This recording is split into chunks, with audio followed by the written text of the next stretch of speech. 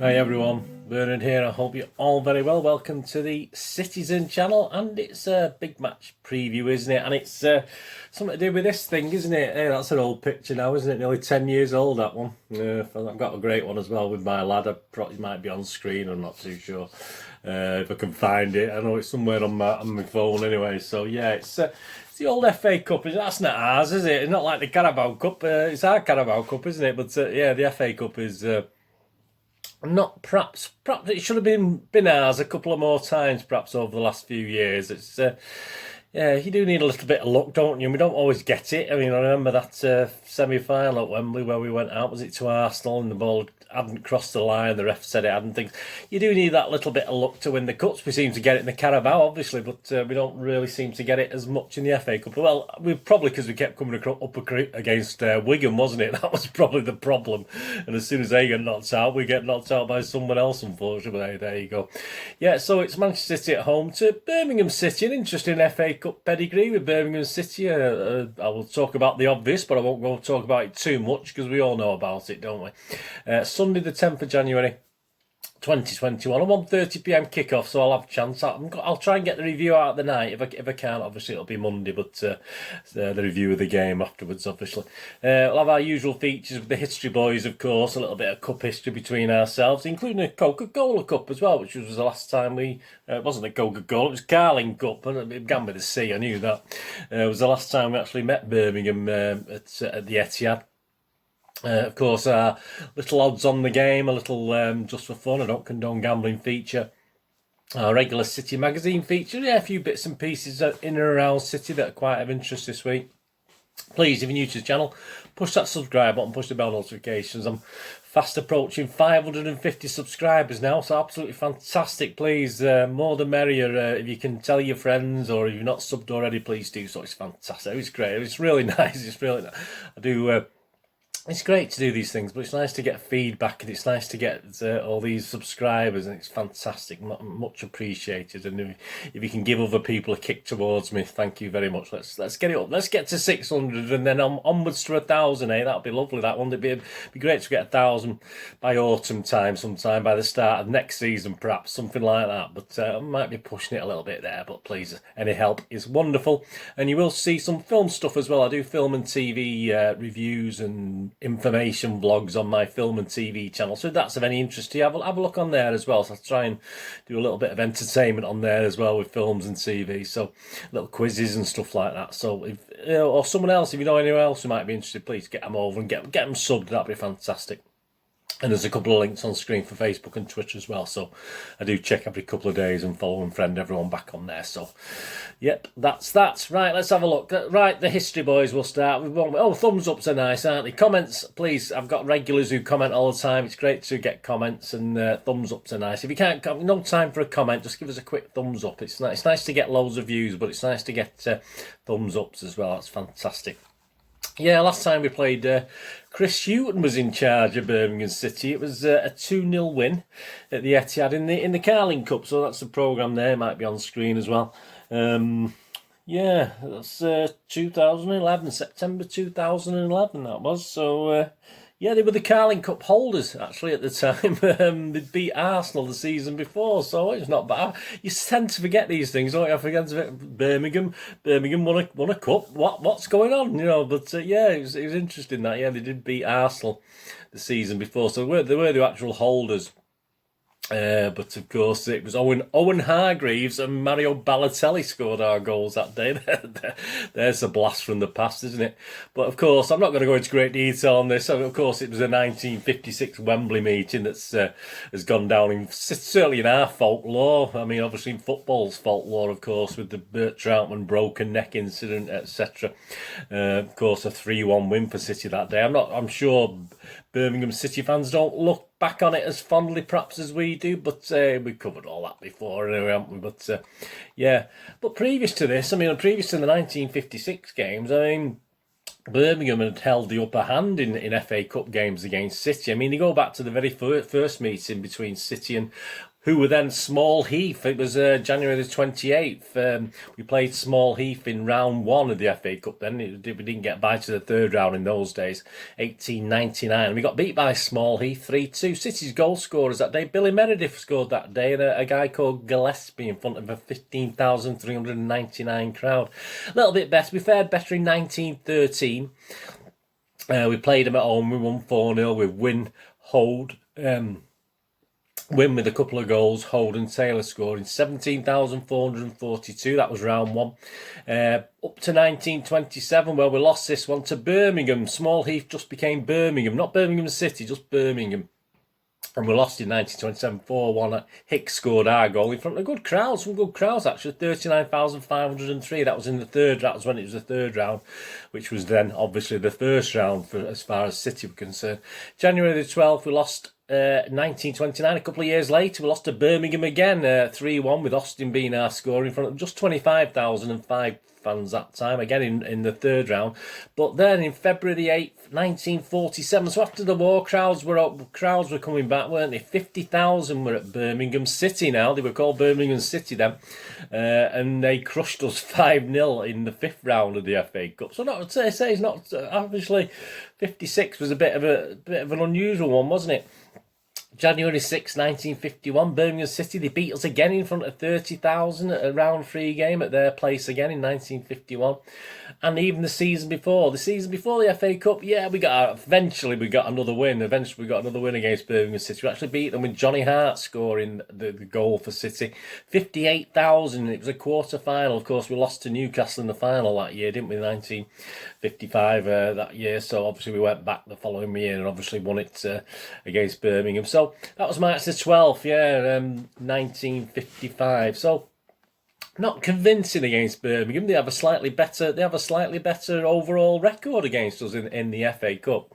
And it was 2001 then before we played them again. The look at the guy on the front cover there. I mean, obviously his lad's been intimated, hasn't it? But I can't see it happening myself. But anyway, we're talking about Birmingham City. We're not talking about Harlands, are we? Yeah, it was 2001. We played in the AXA-sponsored FA Cup in the third round, January the 6th, 2001. Of course, Trevor Francis was the manager. Obviously, Joe Rowe was our manager. Trevor Francis was the manager. Obviously, ex-City player, fantastic player, Trevor Francis. If he could ever stay fit, he was wonderful. He was the manager that day.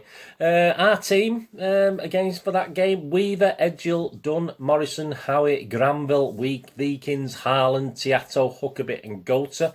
Our substitutes who came on during the game: Pryor came on, Bishop came on, and Dickoff came on, and Charvet, I don't remember Charvet, and Wright were unused. I mean, I went to that game, but I don't remember Charvet. Who the hell's Charvet? I'll have to have a look for my one of my moments in time, won't I? Yeah, attendance that day, 19,380, not fantastic. There's actually highlights of the goals on YouTube if you have a look. It was a rocket header by Andy Morrison that put us ahead on 18 minutes. Darren Huckabee went on a nice mazy run and blasted in the far corner to make it 2-0 on 31 minutes, and by half time we were 3-0 up. Yeah, 43 minutes, Alfie Inge Harlan was brought down by the keeper, and Sean, of course, Feed the Goat, stepped up and scored the penalty to make it 3-0. But it wasn't over there, was it? No, Birmingham fought back. I mean, this is City, don't forget, isn't it? They came back in the second half, a cracking shot from a guy called Granger on the edge of the 18-yard box from an angle. Fantastic goal if you watch it on the highlights. Clawed a goal back on... I'll put it in the links as well, if I remember. Clawed a goal back on the 57 minutes. Then Adebola made it 3-2 on 61 minutes. So I'm sure I was there that day. I can't particularly remember what happened, the ins and outs of it, but I'm sure we clung on okay for that 30 minutes. But there you go. That was the last time we played Birmingham City. How are they doing? Obviously, it's Aita Karanka is their manager, and they've had a poor season so far, quite frustrating in the Championship. They're 18th, so they've lost 5 of the last 6 games. The only exception being a goalless draw at Nottingham Forest, and that sort of, yeah, they are better away from home. That's the thing. And obviously they're playing us away from home. They're playing us at the Etihad, and their away form is okay. And there's not some bad. There's some good teams in the Championship as well. Obviously obviously it's a bit of a level below, obviously, but they've won 3, drawn 6 and lost only 2 away from home, but it's the home form that is causing them problems. So it just keeps them in 18th, which is just 1 place above the bottom 6. So yeah, my little thoughts. I mean, even, let's face it, even the cup. I mean, I'm a bit puzzled. I'll give you my lineup in a minute, but it's a bit weird, to be honest with you, because I don't know who's fit, who's not got COVID, who's whatever, and obviously based on who played the other night, is he going to rest certain players for the next league game rather than this? So yeah, even with a cup team where there's not too many, I don't think Pep will put in many kids. So even with a good, if you like, a cup style team, or whoever we've got left who can play, put it that way. Obviously, I think we should be good enough. I mean, Aguero might be Pep intimated Aguero will be playing. Karanka appears to get them set up okay for away games, as I said, because their away form is really, really good. So it might not be perhaps as easy as we think if we've got a sort of not our best 11. I certainly don't think it'll be our best 11. It'll be sort of our best available 11 minus 3 or 4, I think. So no complacent. As long as we're not complacent, we should be all right. We shouldn't have any trouble, should we? It's there's no replays, of course. It's extra time and penalties. So, but let's hope it doesn't get to that stage against Birmingham City. But yeah, we've got to treat them with respect, and I think Pep does that. I don't think there's many teams we've played since Pep's been manager that we've not treated with the full respect, no matter what division we played. So. But yeah, we should be all right. I'll give you my match prediction in a minute. Yeah, my lineup. This is a funny one. As I say, just have a laugh at this lineup. I mean, it's injury allowing them. Who knows? I mean, perhaps Mbeti will get a game at centre half. I don't know. Anyway, I've gone with this. I've gone with Stephen. I've gone with Walker. I mean, I know he was on the bench the other night, so perhaps he'll start the game. I've gone with Harwood Bellis. I can't see why Harwood Bellis won't get a game. And I've gone Stones as well, because just on the basis, as I said, is he going to put Mbeti next to Harwood Bellis? I would doubt it very much. I mean, I know he played Garcia and Harwood Bellis, did he, or Tommy Doyle at one stage, but I can't see that. So it's either going to be Stones or Diaz if Laporte's still injured and Aki's still injured. We don't know, do we? That's the thing. I don't know if Laporte's out and Aki's still out, or Laporte's sulking somewhere. We don't know, do we? So I've gone Walker, Harwood, Bellis, Stones and Mendy as my back four. I mean, he's got to play Mendy. I know he's fell out with him, but surely he's got to give him some game time. Then I put Rodri in front, obviously on the basis that he'll give Ferner a rest. I don't think he'll play Fernandinho. And I put Zinchenko in again, more in midfield though, not as a left back, as a midfielder with Bernardo. Obviously I forgot about Bernardo, done my team, and then I thought, oh, Bernardo should be back. Yeah, so I forgot about Bernardo being okay, and he was only banned for the United game as far as I know. And then up front I've got Foden, Aguero and Mahrez. I think just about picks it. I assume Torres is still out, so yeah, anyway, that's mine. Let me know what your thoughts are. But it's a bit weird, that one. It is hard to pick. If I can get 7 or 8 right, I'll be quite happy with that, to be honest with you. The officials, referee Robert Jones. He's fairly new, isn't he, Robert Jones? I don't know much about him. The linos are Edward Smart and Scott Ledger. Fourth official, Martin Atkinson. On VAR, we got Mr. Graham Scott. And VAR assistant is Mr. Matthew Wilkes, and it's apparently live on BBC Sports website. So there you go, BBC Sports website. Or presumably gone to BBC Sports website and you can watch it. I mean, I do have a license, but I don't think that matters anyway, does it? I'm not too sure. So anyway, that'll be interesting because that's what they're saying. It's live on. They're showing a few games, aren't they? I believe. Yeah, I'm going 4-1. I'm going 4-1 on this, which leads us obviously into the little odds section. Yeah, so last time out, please, I don't condone gambling, and when the fun stops, and in no way condone any sort of gambling. As I say, I've never really made any money out of football betting. I did make money out of horse racing betting many years ago. Well, not many years ago, so 6, 8, 10 years ago. But yeah, this is just for interest. So please, only ever gamble what you can afford, etc., etc. All those little provisos. Yeah. So last time, yeah, I made a profit. Made only a 1 point profit, but I did have City to win 3-1 and 2-1, so I missed out on that. And I did have KDB to score, anytime goal scorer, so I missed out on that by the width of a post, or a few centimetres of a post, which is annoying. But I did have City to win the game at evens because I thought, well, it's not very often we're not odds on, so I thought I'll go for that. So Obviously, the 5 points profit outweighed the other 4 points I lost on the other bets, so I made a nice 1 point profit anyway. So I think that's 2 or 3 on the trot. I made a little profit now, that'll do. Yeah, to win the FA Cup, City are the favourites. No surprise these days. Liverpool are City are 7-2. Liverpool are 7-1. Spurs 8-1. United and Chelsea 9-1. Arsenal, the holders, are 12-1. But I mean, obviously that's based on the form, isn't it? And Birmingham City. Do you want to have a go on Birmingham City to win the FA Cup? 750-1. So there you go. You put a quid on that, you'll lose a quid. But there you go.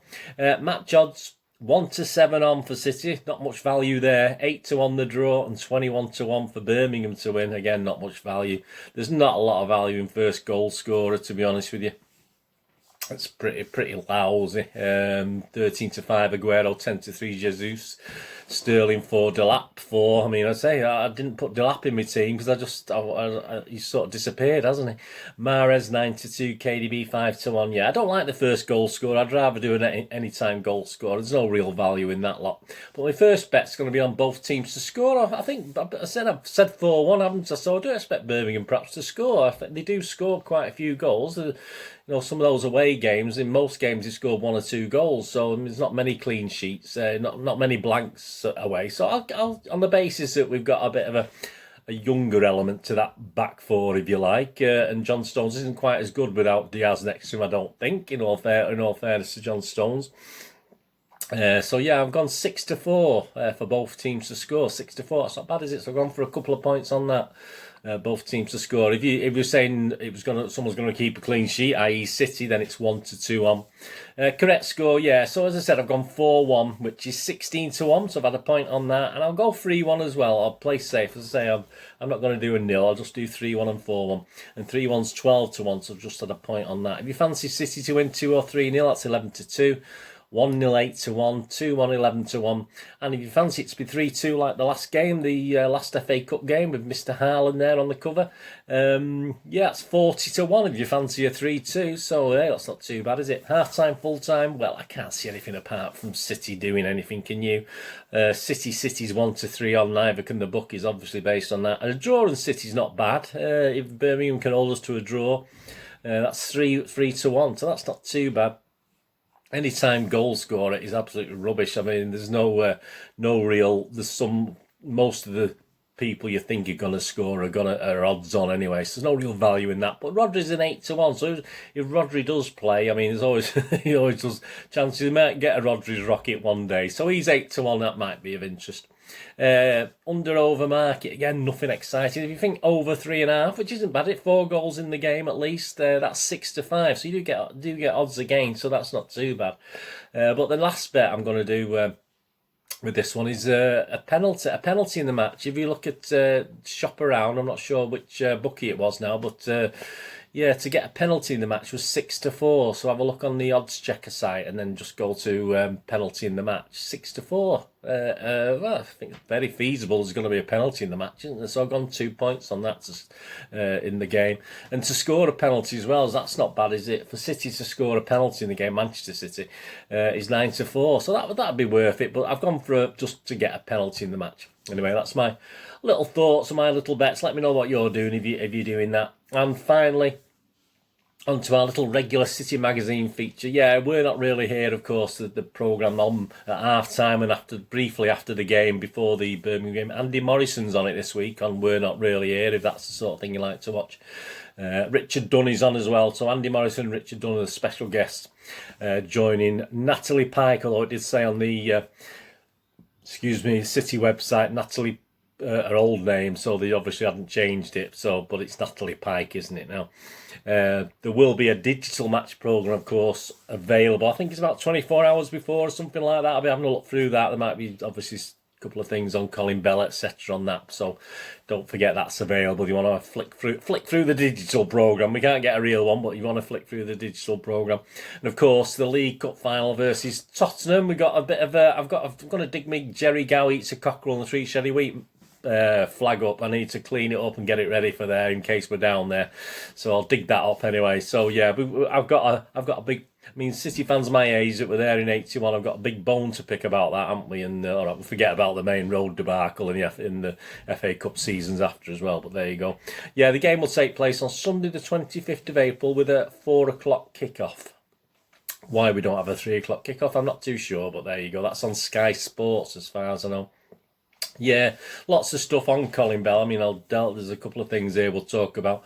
There's a great 3-minute video of Colin Bell on the website, some picture specials and memories of the Boxing Day Newcastle comeback game, etc., etc. So check that out if you want some stuff on Colin Bell. What else? There's a couple of other things on Colin Bell before I go on to something else. Let me just have a quick look. Yeah, Tony commented that it's worth Googling the Times for the Times obituary on Colin Bell as well. They've got a great obituary there, a full page and a smaller article by Mike Summerby as well there. So if you Google that, that's of interest if you want to find out anything. And apparently Henry Winter has also done a good thing on Colin Bell as well. So keep your eyes out for that. Was there anything else on Colin?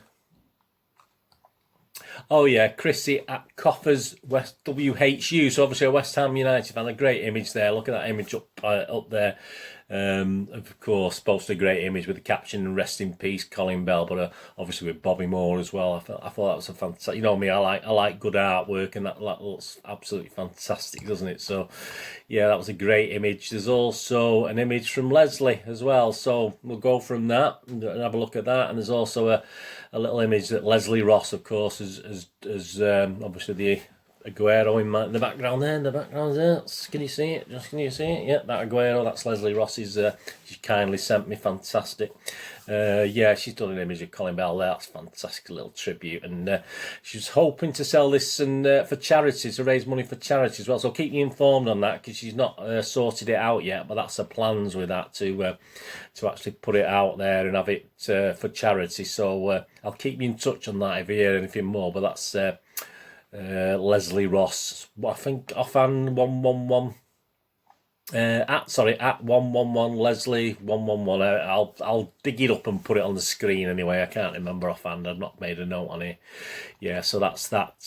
Yeah, John Stones, Etihad Player of the Month for December 2020. So he's thoroughly deserved, I think, by John, that, especially with that little goal he scored against them lot the other night as well. An interesting post on at Manchester is B. With a capital B, at Manchester is B with a capital B. At 20 years old, Paul Scholes had made 25 appearances and 7 goals. Steven Gerrard had made 44 appearances and 1 goal. Frank Lampard had made 60 appearances and 10 goals. Patrick Vieira had made 66 appearances and 4 goals. Xavi had made 100 appearances and 6 goals. This is all by the age of 20, don't forget. Iniesta, 73 appearances and 4 goals. Zidane, 71 appearances and 6 goals. Figo, 41 appearances and 1 goal. Pirlo, 90 appearances and 6 goals. Phil Foden, 93 appearances and 21 goals. So that's not bad going, is it? Certainly on the all right, he's been beat slightly on the appearances by a couple of those guys up there. Well, one guy, just Xavi, wasn't it? Everyone else is below him. 93 appearances and 21, but 21 goals is way ahead of anybody else, isn't it? Let's be honest about it. That was just interesting, because obviously you get a lot of stick, don't we, about he's not getting enough game time, etc., etc. And we've talked about it with what Pep thinks and things like that. And yes, Gary James on his Football Archive and at Gary James Writer. Yeah, it's this was featured on the City site as well. Gary James wrote, "I'm delighted that today it can be revealed that Sheikh Mansour has bought the oldest surviving FA Cup. Yeah, ensuring it will stay in England and importantly Manchester. Yeah, that's the cup we won in 1904. It's our cup. It's nobody else's. Well, it is our cup now. The Sheikh's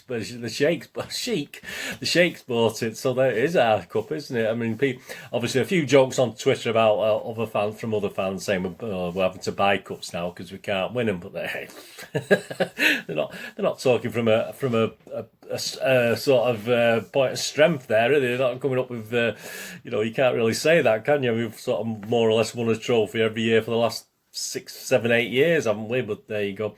Yeah, so He's ensured it'll stay in England and importantly Manchester. This is absolutely brilliant news, Gary says, as there has been fears the trophy would leave the city and the country when it was put up for auction by its previous owner. This trophy is the first major trophy won by either of today's Manchester Giants, of course, us, when Manchester City won this in 1904. It set the tone for everything that has followed and helped transform Manchester from a rugby playing city, yeah, I've covered that myself in my little histories, to a football one. The homecoming was remarkable. I believe there's over 1 million. The estimates were over 1 million for the homecoming in 1904. That's not bad, is it? Small club. And meant that for the first time ever, football mattered to the wider population of the city. Yeah, I think it was very, very important. They always a lot United, don't they? And I've just been on the site and there's got a little documentary being made or going to be put out by City as well, coming soon, Manchester's first trophy. There's a little teaser trailer on the Manchester City site, so I'll have a look at that. So that's fantastic there. So well done the Sheikh for buying that and keeping it in this country. And before we finish, just an interesting quote. This is from @CityReport, who stated Sky Football came out with this. That's a quote from Mr. Ole Gunnar Solskjaer after the victory for City the other night, and his quote was, I think some other United managers got in trouble for this, haven't they? And Moy said something similar, didn't he, and stuff. And Ole Gunnar Solskjaer said we played the best team in England. So there you go. That's at least Ole knows where he is. The wheels might have dropped off or sort of back on again now, aren't they? But they dropped off against us, obviously. But yeah, he knows his stuff, Ole. I mean, he's obviously quite an intelligent guy, obviously. So we played the best team in England. Yes, you certainly did. Well, certainly last that night we were the best team in Manchester. Anyway, that's all there is to it. Anyway, thanks for watching that. Please let me know in the comments any thoughts you have, and that's fantastic. And I will be back, of course, either Sunday evening or Monday afternoon with the match review of the Birmingham City FA Cup game. And please check out my recent Citizen channel, including my own tribute to Colin Bell, which got quite emotional if you watched that. But hey, I got through it. I never thought I would. I didn't think I'd get that emotional. I was very upset, obviously, hearing about the passing of Colin. But it's only when you start reading things and remembering things, and you do it to camera, or say you was chatting to someone else. It's which is how I treat this. Is I'm chatting to a mate. this is how I do it. Yeah, it's only when you start reading out little quotes and things, and then obviously your memories pricks then, and it was quite emotional, as you'll see if you ever watch it. But please give it a watch if you've not watched it already. I think it's in my mind it's a lovely thing, and I've had many compliments on it, so please do that. And there is another little thing on another player that perhaps wasn't as well known back to 1982, but a guy called John Ryan as well. I had a little look at him as well, because I stumbled across, a lot of these guys, I don't want to do the obvious things, and John Ryan, I stumbled across him in a horrible history that I did on a couple of Liverpool games. I stumbled across him, so I've done a little special on him as well, so seek that out as well, Mr. John Ryan, who John Bond signed in 1982.